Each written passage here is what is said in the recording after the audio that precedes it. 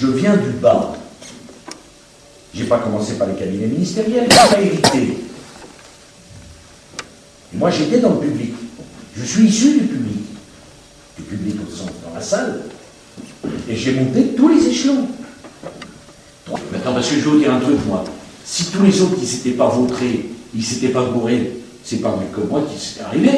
Parce que vu de vous, moi, je fais élite. Mais vu des élites, moi, je fais enfant des quartiers. Il dit, qu'est-ce qu'il fait là, lui? Est-ce que je me fais comprendre? Pourquoi? Parce que j'ai pas fait les bonnes écoles, parce que j'ai pas les mêmes noms, parce que j'ai pas le même profil, parce que j'ai pas la même façon de parler, et parce que moi j'ai jamais baissé la tête non plus. Quand Chirac voulait que je la baisse, j'ai dit non, c'est pas comme ça que ça se passe. Je me suis battu plus qu'aucun autre. Ils ont tous voulu me tuer, et je suis toujours là.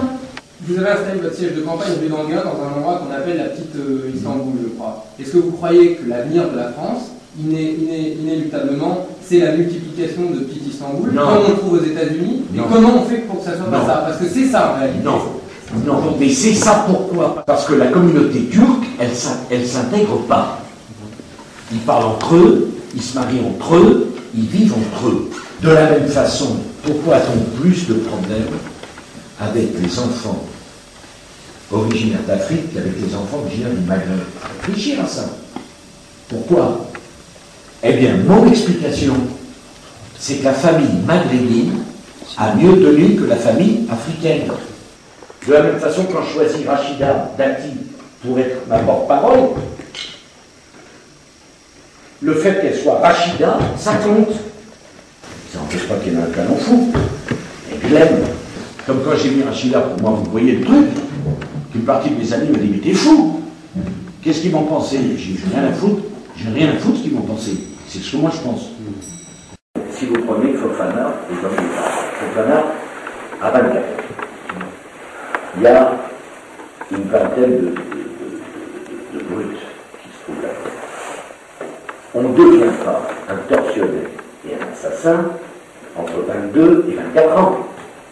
Mon idée, c'est que le plus tôt on intervient sur des enfants violents, le plus on a une chance de les empêcher de devenir des assassins. Si vous prenez déjà à l'école maternelle, vous voyez des gamins qui sont en situation de souffrance, qui se traduit par un comportement violent. Tous les gens qui ont des problèmes avec la police et la justice ont eu à un moment donné des troubles du comportement. Il faut donc que le plus tôt possible on puisse intervenir. Si vous intervenez sur un jeune de 16 ans, vous n'avez aucune chance, aucune, de corriger. C'est très tard. Régulièrement à la télévision, quand vous avez 3 minutes pour parler d'islam, des musulmans en France, très vite, il y a des mots qui sont lâchés, et c'est pas anodin, il y a des mots comme la polygamie, comme le mouton, comme l'excision, etc. Voilà.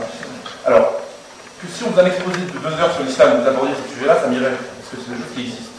Maintenant, quantitativement, elles sont tellement marginales, je ne comprends pas pourquoi, quand vous avez 3 minutes pour placer ces mots.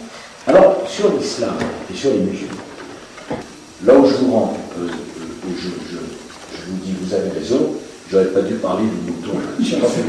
Non mais attends, si vous voulez me dire que j'ai eu tort, je suis d'accord. Mais attends, vous vous mettez dans le truc. J'ai 100 gugus que j'ai jamais vu de ma vie. Je suis bombardé de questions. Je viens de me faire alpaguer par l'homosexuel. J'ai rien compris, c'est pas le thème. Je m'en sors sur la différence entre l'amour, le désir, le contrat d'union civile, etc.